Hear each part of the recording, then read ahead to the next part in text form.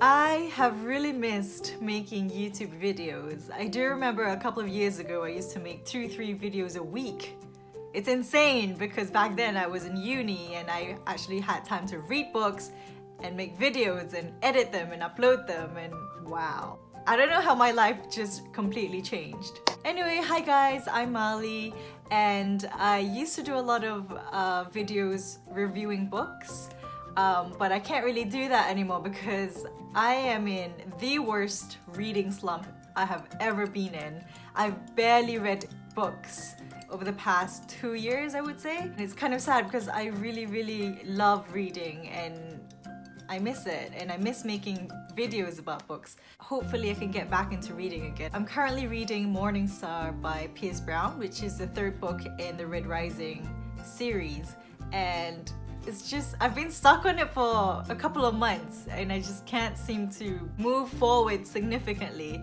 So we'll see how that goes, and hopefully once I get into it again, I can hopefully start reading books again. So anyway, since I can't review books, I'll be reviewing movies because I'm kind of a couch potato now. I'm unemployed, I finished my master's, I got married. In January alone, I've managed to watch around 12 movies, and I thought it'd be fun to review them because I miss like talking about things I've experienced or whatever. So I thought reviewing movies might be a good start if I do want to get back into, I don't know, YouTube or reading or whatever.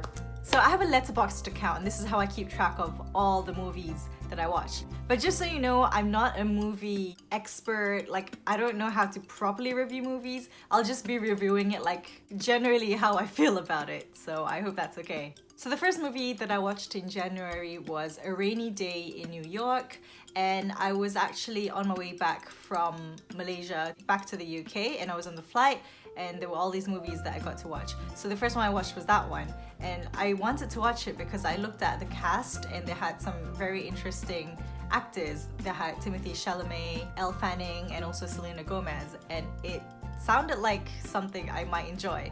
So I watched it and I was hugely disappointed, to be honest, because it was so boring. It was so boring and I didn't really see the point of it. The movie kind of had Before Sunrise vibes, which is a movie I really enjoyed. I think they kind of tried to do something like that, but it didn't really work out. Conversations were not interesting. I didn't find them interesting at all. The only good thing about the movie that I guess I kind of liked was that it was set in New York and it did have the New York vibes, and I have been to New York and it's really nice to kind of have that familiar environment. But other than that, I would not recommend it. I rated that one 2 out of 5 stars because I just really didn't like it.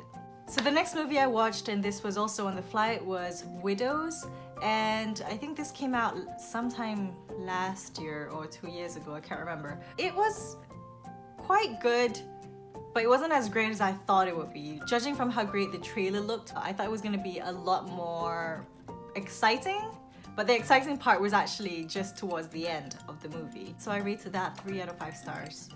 And the last movie that I watched on the flight was My Sister's Keeper. So I was getting tired of being disappointed by, movies that I thought would be good but weren't that great. So I decided to watch something that I knew I would really enjoy and probably have some emotions flooding. So I watched My Sister's Keeper again. I watched it when I was 16 for the first time, and I bawled my eyes out when I watched it at 16. Like flood. It's debatable whether it is a good movie or not, but I really enjoyed it, especially the emotional aspect of it, which I think was kind of the point of that movie.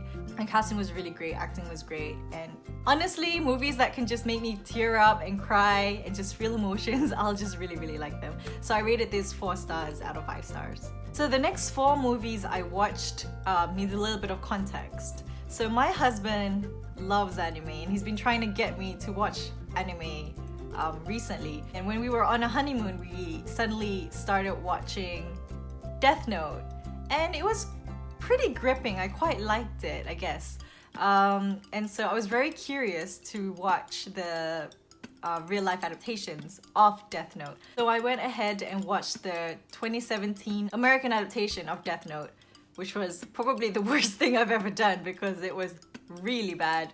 I rated it 1 star. I don't know why I bothered, to be honest, because of course it was not going to be good. But I was curious anyways, I watched it. I don't know why they bothered making it. It was just so bad. The plot was everywhere. The characters were butchered, literally and figuratively. There was no character that I even remotely liked. Like, the movie would have been so much better if they'd just taken the concept of Death Note and kind of made their own characters and their own storyline around it. But no, they decided to still use the same characters, but they completely didn't follow the characteristics of these characters, not the things that really mattered anyway, and just, it was a whole mess, and it's a movie that should never have been made. The only, I guess, different thing that movie adaptation brought that was different from the anime that was worth praising, I guess, was that adaptation was quite, I guess, gory, and so that's, I guess, the exciting element in that movie. Whereas the anime wasn't as gory. So I rated this 1 star. So I tweeted about this, and my friends who have watched the Japanese live action of the movie recommended for me to watch the Japanese version, so I did.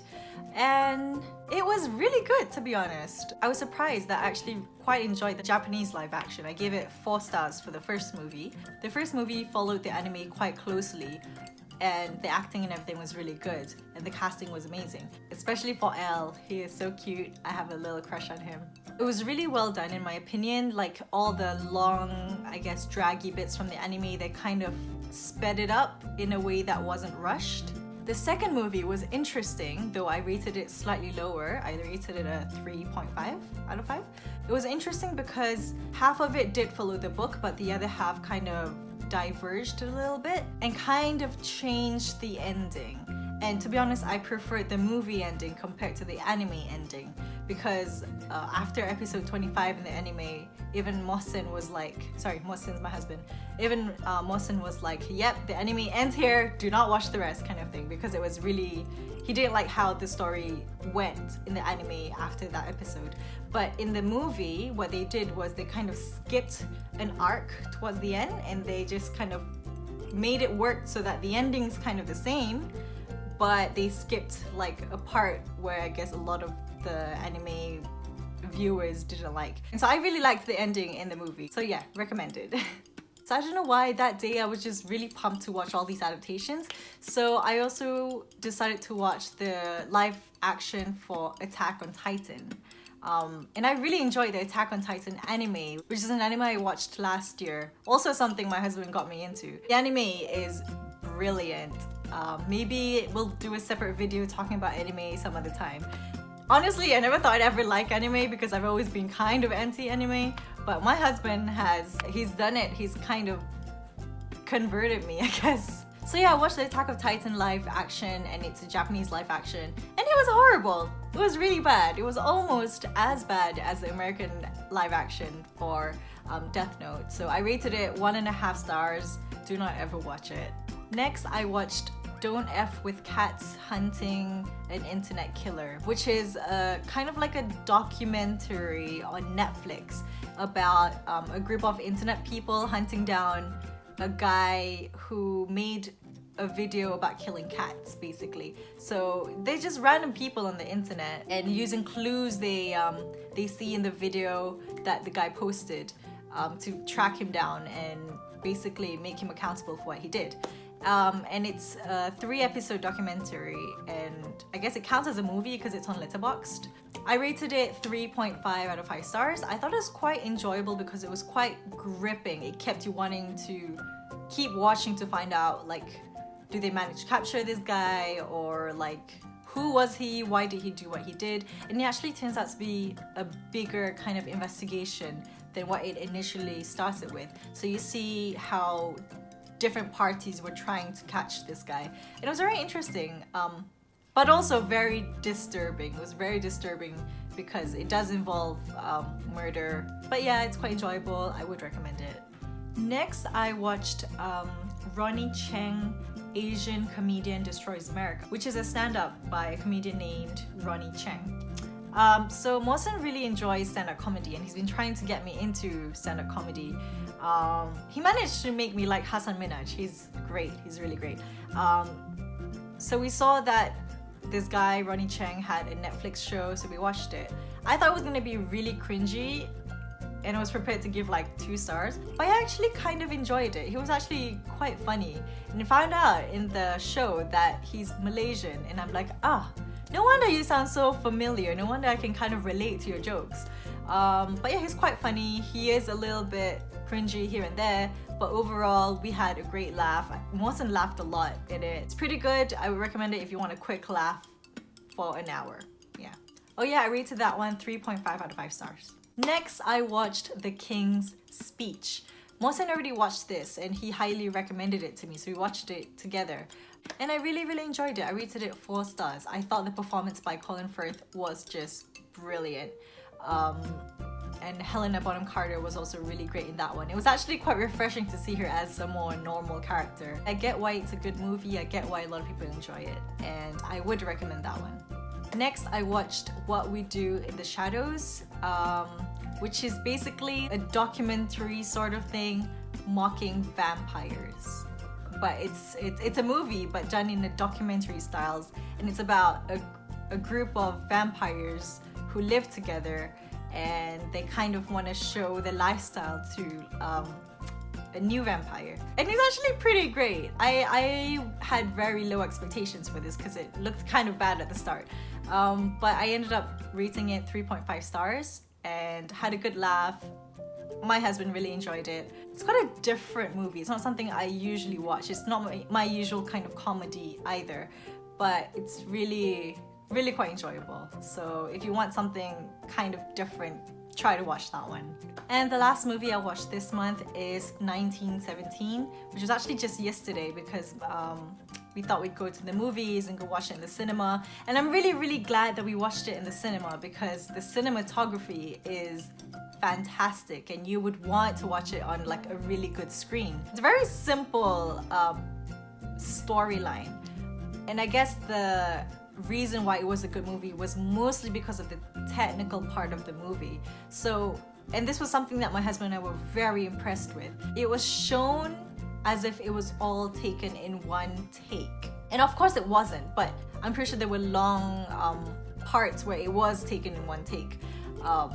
But overall, me and my husband were just very impressed. We were like, holy shit, we're like, when's the transition kind of thing, or like, oh wow, how the hell did they film that part kind of thing. It's a very good movie. I really enjoyed it. I rated it 4.5 stars out of 5. I think I would watch it again. Yeah, I would highly recommend 1917. So yeah, that's my overall wrap up for January for the movies that I watched this month. Tell me how you guys have been. Let me know if you think I should continue doing this or just, mildly stop. Hopefully I can make more videos. Thank you so much guys for watching. I'll hopefully see you in another video soon. Bye bye!